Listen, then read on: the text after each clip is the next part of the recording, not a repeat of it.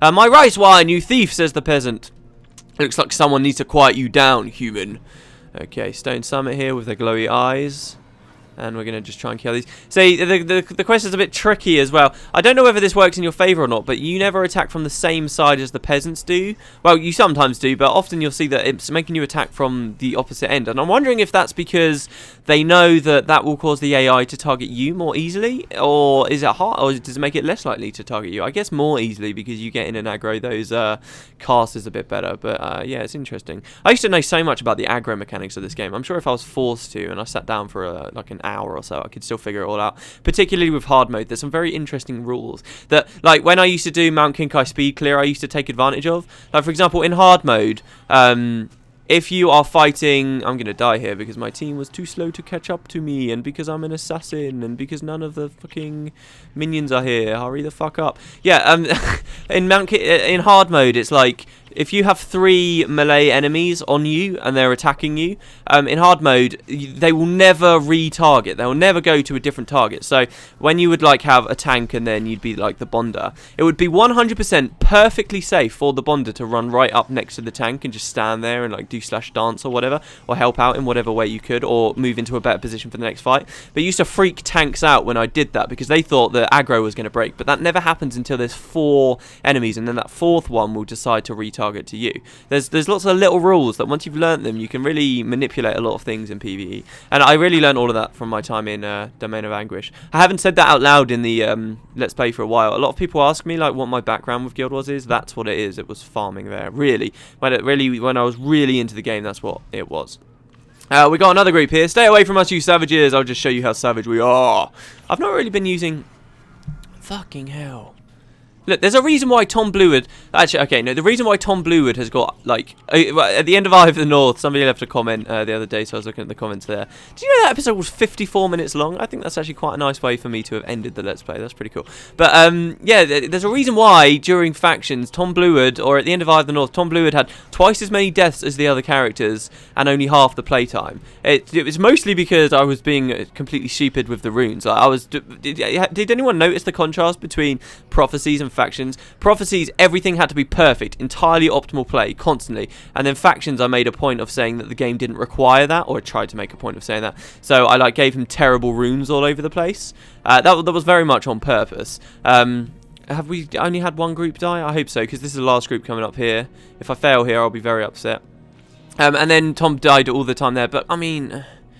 I'm curious, the episode I filmed yesterday I haven't uploaded yet, but I'm curious to see how many people will disagree with me and say, oh, it's just because you're playing badly, about my comments on playing it as an assassin, and how many people will say, yeah, assassins are shit in PvE. Like, some of my most fun in PvP, albeit, you know, casual PvP, that like random arenas, but some of my most fun was playing as an assassin, because they could, at some points in the game's balance, be seriously fun. You could get in, spike someone out, and get out. It was really, really cool. And a lot of times you could carry teams to the 10 victories, which at the time is what you wanted for your gladiator point, and it was a lot of fun. That's some of my most fun time in PvP, but assassins in PvE, except like certain farms, I've never really had a great time. Anyway, that was the last group. Someone is now charging at us. We have successfully completed the quest. That's the way it's done, and she's going to be coming over. This person called Eri, Heart of Fire. And she says, you fool! You've cursed us all to a life under the tyranny of the Ministry of Purity. Which is true. All these guys were here, and now the Ministry of Purity's got nothing to stop them. And we say, at least the Ministry of Purity doesn't murder people for their gold. I'm no advocate for the Ministry, but I hardly see criminals as a viable alternative. And Eri says, no, the Ministry of Purity just kills them for their ideals, for thinking differently. Is that so much better? Where is she? Shit, where is she? I've lost her. Oh, she's all the way over here. And we say, I know what the gang's plans were. Your allies brought these mercenaries here, and now they run rampant through the streets. And she says, you knew the plans of 2 dead men, but don't presume to know what drives me. We are each individuals with our own motivations. We say, oh, what's your motivation? The ministry took someone from me, someone who was very dear to me. I fight them to stop others from having their lives destroyed for the sake of peace and security. In their name, I suppose. Even if I must fight alongside criminals to do so. If that makes me evil, if that makes me a monster, strike me down here and now. And she says, if not, I bid you farewell. I just hope you're as good as you think you are. Because thanks to your actions, you're one of the few remaining people still standing in the ministry's way. Alright, so she's actually, you get to decide something here. You get a message, kill Eri, Heart of Fire, or spare her and allow her to leave. Now, you actually get a decision to make. Do you kill her? Do you speak to her? And you can kill her. I believe if you click her, there's some dialogue comes up. It doesn't... Oh, shit. That makes her aggroed. Oh, no, really? Do I have to redo the quest for this? I'm not 100% sure. I may redo the quest for this. Alright, so basically you get a choice. Oh, I thought there was some dialogue and then you got to choose. Right, this is something very interesting that they did with Guild Wars Winds of Change. This actually is a decision you get to make that will affect the storyline later on.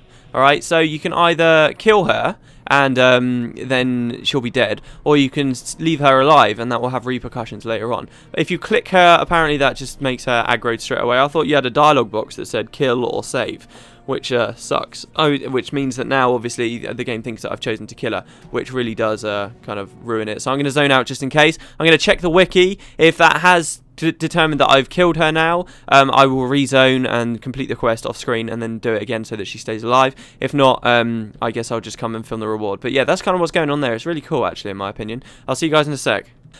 Okay, right, to be on the safe side, I decided to do it again. And actually, I've been a bit of an idiot. Ages ago, kind of when I started Winds of Change, Mike had just finished playing through again, or he was on his way playing through. And he actually recorded a couple of little clips for me of things that I knew I couldn't get while playing through just the one time. One of them's something quite significant later, but the other thing, actually, he decided to film for me him killing Eri Heart of Fire, so we could actually see what would happen if she died. So I will cut that in somewhere in the video, so you can see what happens if she fully dies. But I'm going to let her live because you kind of get a bit more story, I suppose, just because she'll be more alive and you'll get more dialogue out of it if you let her go. So, I mean, it's up to you guys, really, when you play through, whether you actually agree with her motivations or what she's doing, or whether she's right or wrong, or whether she should die or whether she shouldn't.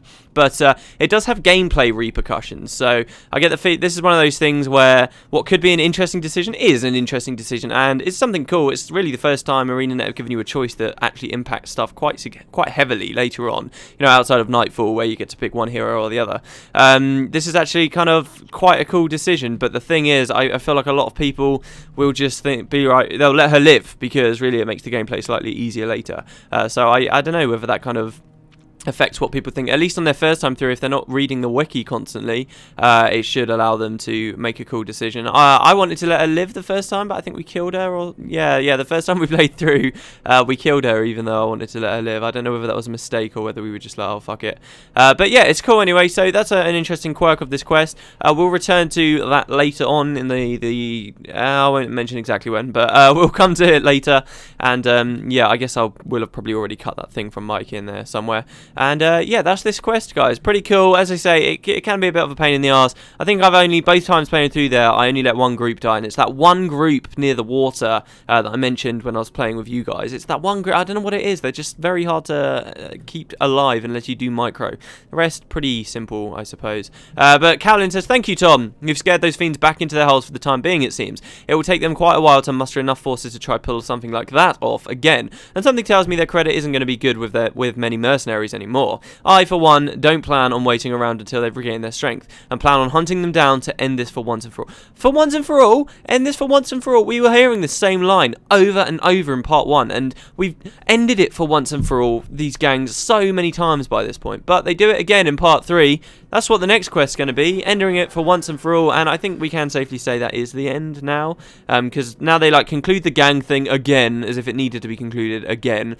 Then we get a quest to do with the Tengu, and then it kind of all wraps up. So yeah, I suppose. Thanks very much for watching, guys. I hope you guys enjoyed this video, and I guess I'll see you tomorrow.